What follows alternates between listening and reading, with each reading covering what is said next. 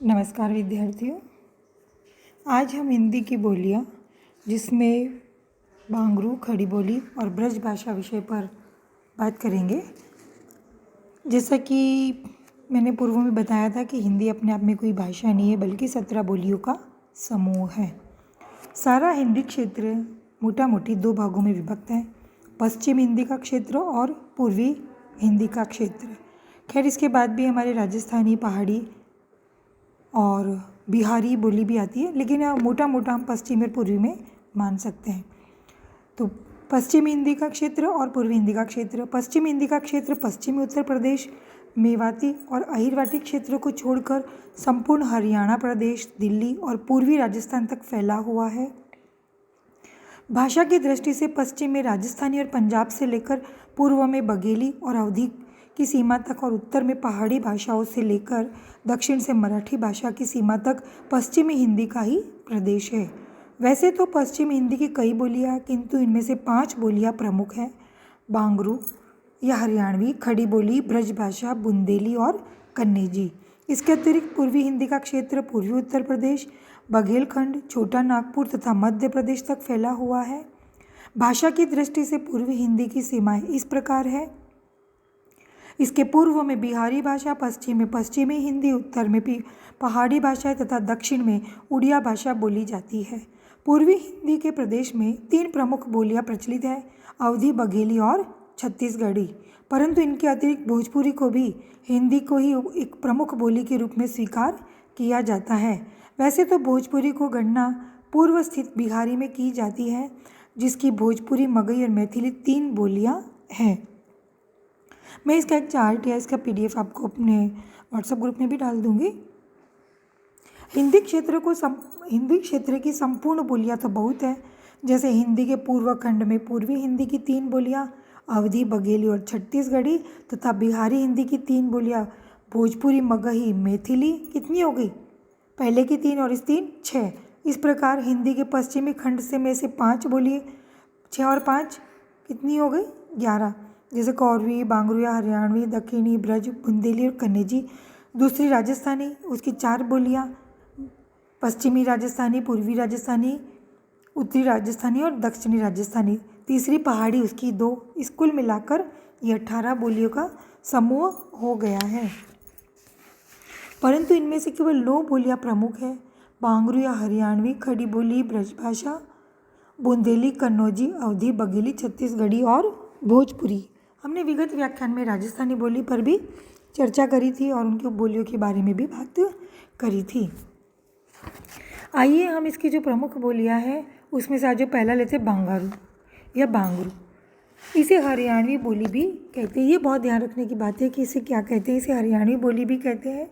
यह बोली दिल्ली प्रदेश, रोहतक और करनाल के संपूर्ण जिले, जिंद, हिसार का पूर्वी भाग, नाभा और पटियाला के दक्षिणी भाग में बोली जाती है। इसके उत्तर में अंबाला, दक्षिण में गुड़गांव, पश्चिम में पटियाला और पूर्व में यमुना नदी का दोआब आता है। इसके बोलने वालों की संख्या लगभग 40 से 45 लाख है। रोहतक के आसपास इस बोली को जाटी या हरियाणवी कहते हैं और दादरी के आसपास ये अहीरों की बोली कहलाती है, जिसमें अहीरवाटी का मिश्रण रहता है। जैसे रोहतक के आसपास कहाँ के लिए कड़े का प्रयोग किया मिलता है या देखने को हम देखते हैं, जबकि झज्जर के आसपास किंगदे का प्रयोग होता है। इस बोली में खड़ी बोली के अंत्य न को ण बोला जाता है, ल का उच्चारण ल की तरह होता है। मैं इसको आपका PDF दे दूंगी, इसकी जो विशेषता है उसके लिए। अड़ को ड कहा जाता है और त के स्थान पर द का प्रयोग मिलता है। इसके रूप ब्रज भाषा की तरह ओकारांत न होकर अकारांत होते हैं। घोड़ा, जैसे घोड़ों की घोड़ा, पैसा आदि। कहीं कहीं राजधानी के प्रभाव से आकारांत की प्रवृत्ति भी मिलती है। घोड़ा आकारांत मतलब अनुनासिक वाला। बांगरू में सहायक क्रिया है के स्थान पर से, हो के स्थान पर सो, है के स्थान पर सई या सो के स्थान पर हूँ के से या सो और हूँ के स्थान पर सू का प्रयोग होता है।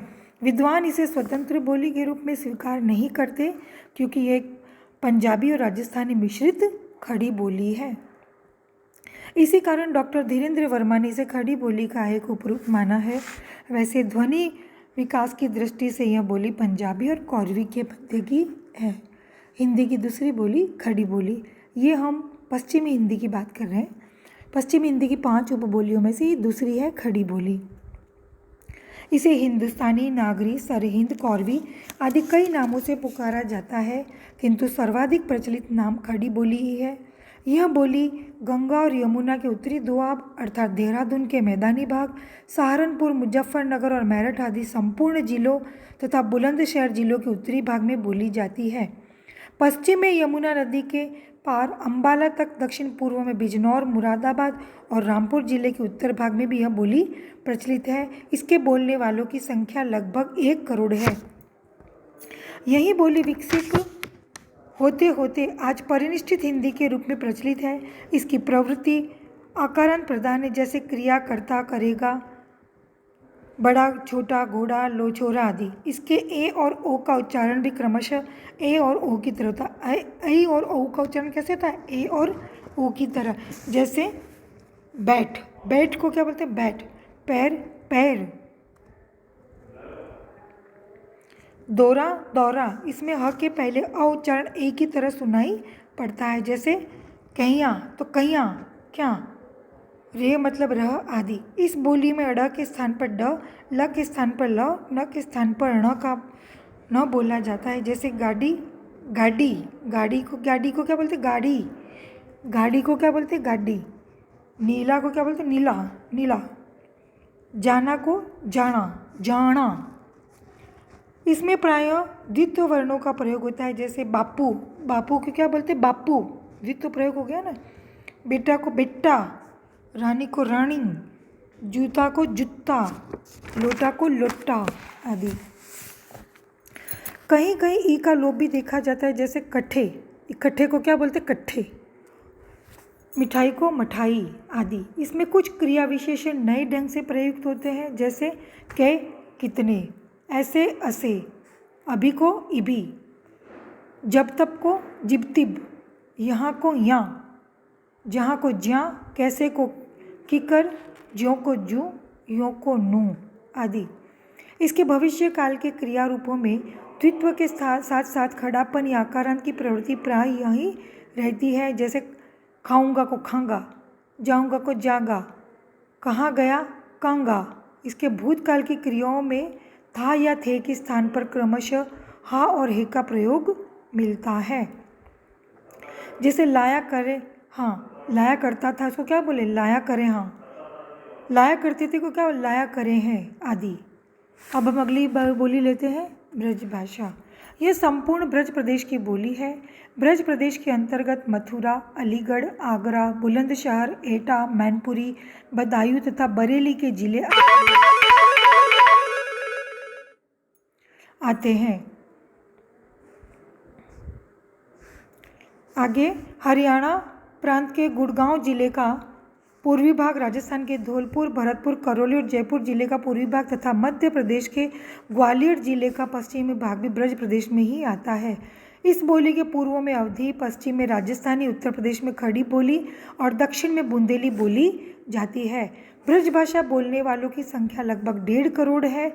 इस बोली में श, श, स के स्थान पर केवल स का ही उच्चारण होता है। मतलब तीनों स के लिए केवल स का उच्चारण। यह बोली ओकारांत प्रधान है। जैसे पहलो, चौथे, ऐसो, जैसो, अपनो, कारो, देखनहारो, चारो, सारो, सुसरे, तिनको, लड़को आदि। इसमें ण के स्थान पर न का प्रयोग अधिक होता है। जैसे प्रवीण, प्रवीण, वेणु, बहनु, तरुणी, तरुणी।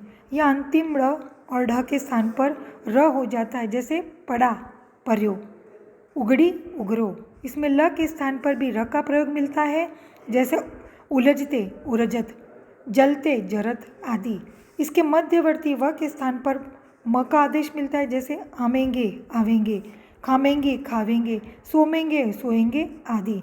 ब्रज भाषा में कर्ता के लिए न और नी, कर्म के लिए ही और कारण के लिए ही विभक्तियों का प्रयोग होता है। जैसे द्रगनी, रामही, तिनही आदि। क्रिया रूपों में से वर्तमान काल में ही हूँ, भूतकाल में हो, हुतो, भये, भणे आदि रूप उल्लेखनीय है। पहले केवल ब्रज प्रदेश तक ही इसके साहित्य रचना होती थी, किंतु धीरे धीरे ब्रज भाषा बहुत अधिक विकसित रही थी मध्यकाल में।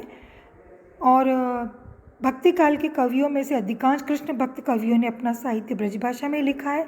पहले केवल ब्रज प्रदेश तक ही इसमें साहित्य रचना होती थी, परंतु धीरे धीरे यह बोली समस्त हिंदी प्रदेश की साहित्यिक भाषा हो गई थी और ईसा की 18वीं शताब्दी तक साहित्य के क्षेत्र में इसका प्रभुत्व रहा था।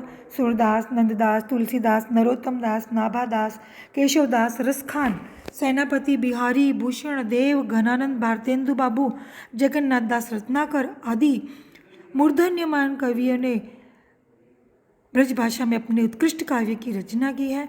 इसके साथ ही मध्यकाल में इस बोली के कवि पूर्व में असम और बंगाल से लेकर पश्चिम में गुजरात तक मिलते हैं और उत्तर में पंजाब से लेकर दक्षिण में हैदराबाद तक मिलते हैं। इस प्रकार यह बोली हिंदी भाषा की एक प्रमुख विभाषा रही है। धन्यवाद विद्यार्थियों।